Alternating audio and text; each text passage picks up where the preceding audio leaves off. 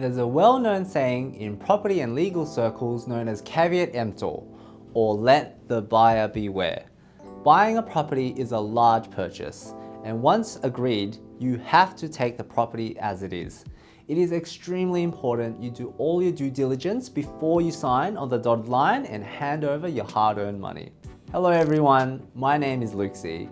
I'm a senior broker at sfcapital. If you've bought a property before, you would have exchanged contracts and paid a deposit, but not every contract is the same. And if your next home is an upgrade for the longer term, then the stakes are much higher, as the numbers are often bigger with more moving parts. So, even if you've done this before, pay attention and don't get complacent during this process. In this video, I'll take you through the things you need to know before exchanging contracts and paying your deposit when buying your next home, so that you know exactly what's best practice.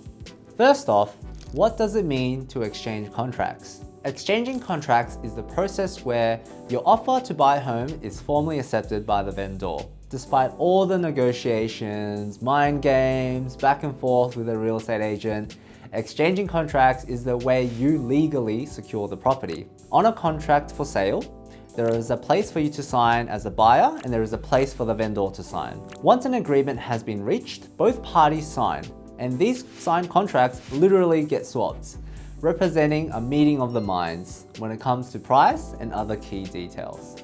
Because the exchange of contracts is final, it is important that you have the contract diligently reviewed by your solicitor and negotiate all of the terms up front before you exchange. Even though securing the right price is the most important consideration, this is not the only factor that makes up a bargain. We recommend you go through these 5 key terms with your solicitor when buying your next home. Number 1, size of the deposit. The purpose of the deposit is to demonstrate that you are committed to the purchase and not just signing a contract willy-nilly. It is essentially hurt money should you not proceed with the purchase. Many contracts fall over because of an inability to get finance. So this is why we strongly recommend obtaining a pre-approval before exchanging contracts and paying your deposit. Although a 10% deposit is standard, 5% is possible where there is little interest in a property, or where 5% still represents a very large sum in terms of numbers, such as when purchasing luxury property. Number 2, length of the settlement period. In New South Wales, a typical settlement period is 6 weeks. This might be fine for experienced property investors and first home buyers, but 6 weeks might not be enough when buying your next home. This is because the numbers are often bigger when upgrading your home, and there are more moving parts. For example, you may need extra time to sell off assets that you own to fund the equity gap between your initial deposit and the loan your bank is providing. These assets can include shares, which are relatively quick, but may also include other properties which take more time. If this means the sale of your current home, you may even require a longer period to prepare your house for sale and secure the right price. If there is a complete mismatch between settlements, then you may need a bridging loan, which is covered in one of our previous videos. Number 3, cooling off period. We also covered this in a previous video, but basically a cooling off period is a time frame after the exchange of contracts where you are legally allowed to change your mind and pull out of a contract for sale. While 5 days cooling off is standard, more days are often negotiated in weaker markets or where you are offering a strong price. But there are other reasons for extending the time frame, such as more time needed to secure finance. But remember, this only applies to securing property via a private treaty.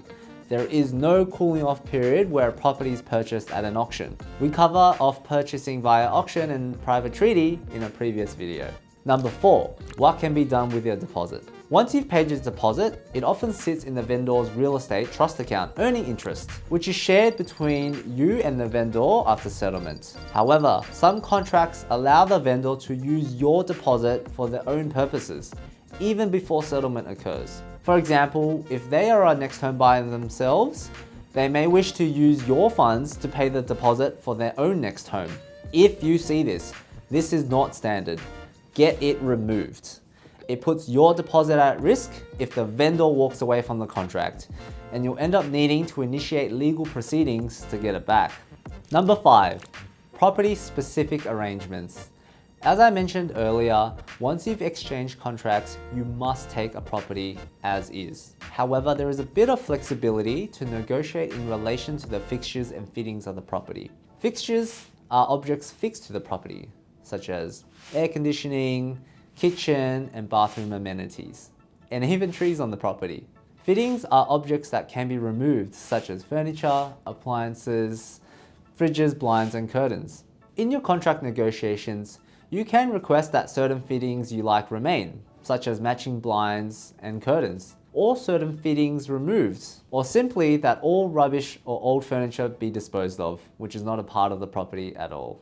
Once your solicitor has finalized the terms, you can then sign the contract and pay the deposit. Paying the deposit is a simple administrative step, and we see 3 common ways of making payment. Number 1, making a direct debit using DEFT. This is the most common method of payment if you have won a property via auction.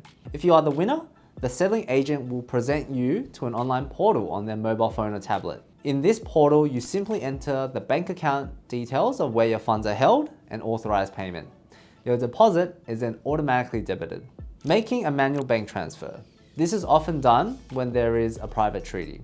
Here, you will transfer funds directly to the real estate agent's trust account. Since a home deposit can be quite large, you may need to visit a bank branch to request an electronic funds transfer, or EEFT, or a real-time gross settlement payment, RTGS. Arranging a bank check.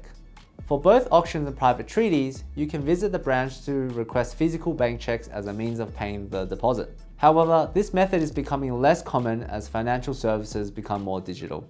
We hope this video has helped you see the matrix of exchanging contracts, beyond just trying to get the best price, as other terms are also important.